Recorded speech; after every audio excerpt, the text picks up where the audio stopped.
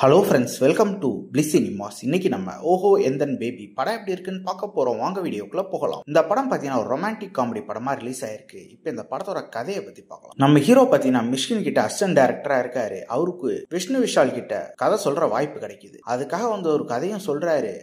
அதுக்கப்புறம் அவர் அசிஸ்டண்டா இருக்க கிங்ஸ்லி இந்த கடை அவருக்கு பிடிக்கலையா, அவர் லவ் ஸ்டோரி பண்ற மூட்ல இருக்காரா அப்படின்னு சொல்லி அனுப்பிச்சிடுறாரு. பாதி தூரம் நம்ம ஹீரோக்கு ஞாபகம் வருது, நம்ம லவ் ஸ்டோரியை படமா படலான்ட்டு திருப்பி போயிட்டு கதை சொல்ல ஆரம்பிக்கிறாரு. கதை சொன்ன அவர் இன்ட்ரோல் பாக்கோட நிறுத்திடுறாரு.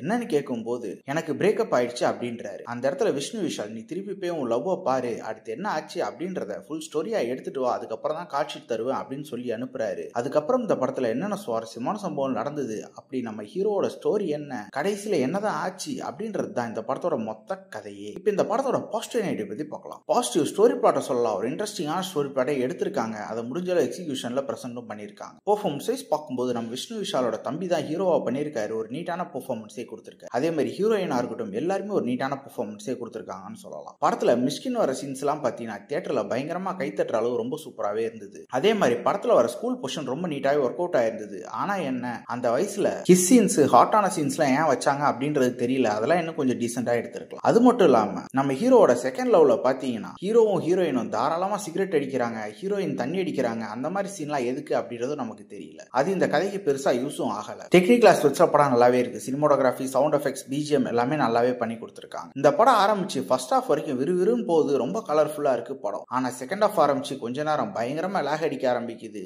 அதுக்கப்புறம் டுவர்ட்ஸ் தி கிளைமேக்ஸ் தான் படம் ஓரளவு பிக்கப் ஆகி போகுது. அதுதான் இந்த படத்தோட மிகப்பெரிய நெகட்டிவா இருக்கு. ஓவராலா பாத்தீங்கன்னா இது ஒரு ஒன் டைம் வாட்சபிள் படம் தான். ட்ரை பண்ணி பாருங்க. இன்னொரு வீடியோல சந்திக்கலாம். தேங்க்யூ.